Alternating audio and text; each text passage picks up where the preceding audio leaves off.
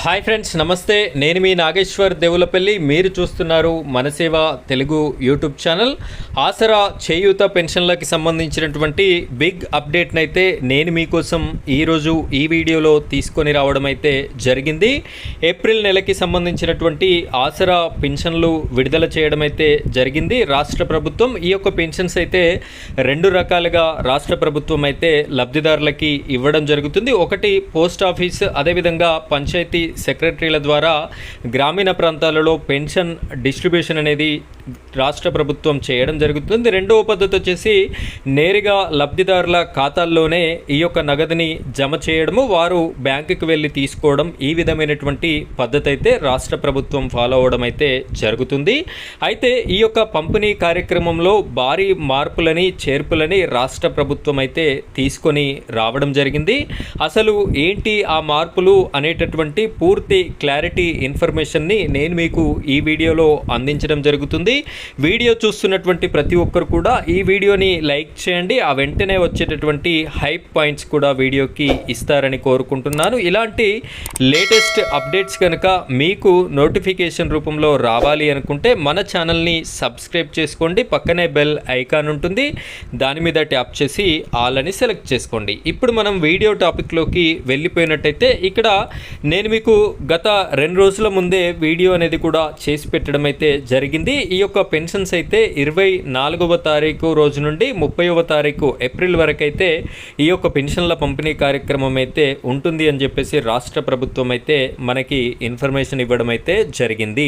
మీరందరూ ఇక్కడ ఒక విషయాన్ని గమనించాలి. ఏప్రిల్ నెలలో రిలీజ్ చేసినప్పటికీ కూడా ఈ యొక్క పెన్షన్ డబ్బులు అనేది మార్చి నెలకి సంబంధించినటువంటి పెన్షన్ డబ్బులే, ఏప్రిల్ మంత్వి కాదు. ఆ విషయాన్ని అయితే ప్రతి ఒక్కరూ గమనించవలసి ఉంటుంది. ఇక్కడ మనం పూర్తి ఇన్ఫర్మేషన్లోకి కనుక వెళ్ళినట్టయితే ప్రముఖ దినపత్రికలో వచ్చినటువంటి ఆర్టికల్ని చూసుకున్నట్టయితే పెన్షన్లలో అక్రమాలకి చెక్.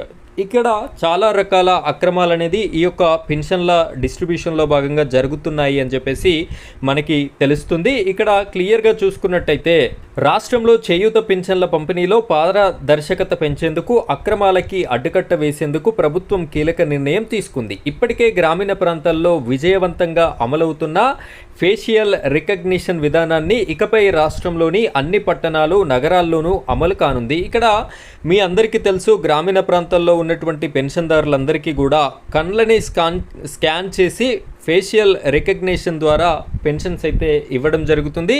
ఇలా వేలిముద్రలు పెట్టి ఇచ్చేటప్పుడు, అదేవిధంగా అలాంటి పద్ధతి లేకముందు కూడా చాలా రకాల అక్రమాలు, పెన్షన్దారులకి డబ్బులు ఇవ్వకుండా మధ్యలో ఎవరైతే డిస్ట్రిబ్యూషన్ చేస్తారో వారు ఆ డబ్బులని నొక్కేసేటటువంటి విధానం అయితే ఉండేది. ఈ ఫేషియల్ రికగ్నిషన్ అనేది సరిగ్గా అమలవుతుంది, మంచిగా పనిచేస్తుంది అని చెప్పేసి రాష్ట్ర ప్రభుత్వం అయితే ధృవీకరించుకొని దీన్ని పట్టణాలలో కూడా అమలు చేయాలి అని చెప్పేసి చూడడం అయితే జరుగుతుంది. ఈ విధానం ద్వారా పెన్షన్ల పంపిణీలో ఎదురవుతున్న సమస్యలకు శాశ్వత పరిష్కారం లభిస్తుందని సెర్ఫ్ ఆఫీసర్లు భావిస్తున్నారు. ఈ కొత్త విధానం అమలుపై ఇటీవల ప్రజాభవన్లో మున్సిపల్ శాఖ ఉన్నతాధికారులకి ప్రత్యేక శిక్షణ కార్యక్రమాన్ని కూడా ఇవ్వడం అయితే జరిగినట్టుగా మనకి తెలుస్తుంది. అయితే నేను చెప్పినటువంటి మొదటి పద్ధతిలో భాగంగా ఈ యొక్క పద్ధతి ద్వారా పెన్షన్స్ ఈ డిస్ట్రిబ్యూషన్ అనేది సరిగ్గా జరగడానికి ప్రోత్సాహకం అయితే అందుతుంది. ఎలాంటి పక్కదారి పట్టేటటువంటి అవకాశం అయితే ఉండదు. అయితే రెండవ పద్ధతి అయినటువంటి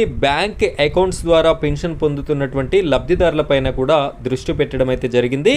రాష్ట్రంలోని గ్రేటర్ హైదరాబాదుతో పాటు అన్ని మున్సిపాలిటీలు, కార్పొరేషన్ల పరిధిలో బ్యాంక్ అకౌంట్ ద్వారా చేయూత పెన్షన్ డబ్బులు తీసుకుంటున్న ఇక్కడ గ్రేటర్ హైదరాబాద్, అదేవిధంగా మున్సిపాలిటీలు, కార్పొరేషన్ల పరిధిలో నేరుగా లబ్ధిదారుల ఖాతాలోనే జమ అవుతాయి.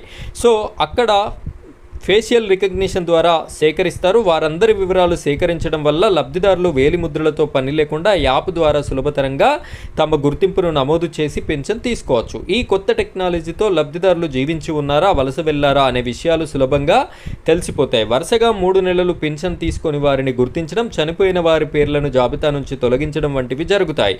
దాంతో అర్హులకే ప్రభుత్వ లబ్ధి అందేలా చూడడం ఈ మార్పు ప్రధాన ఉద్దేశమని దివ్య దేవరాజన్ గారు వివరించడం జరిగింది.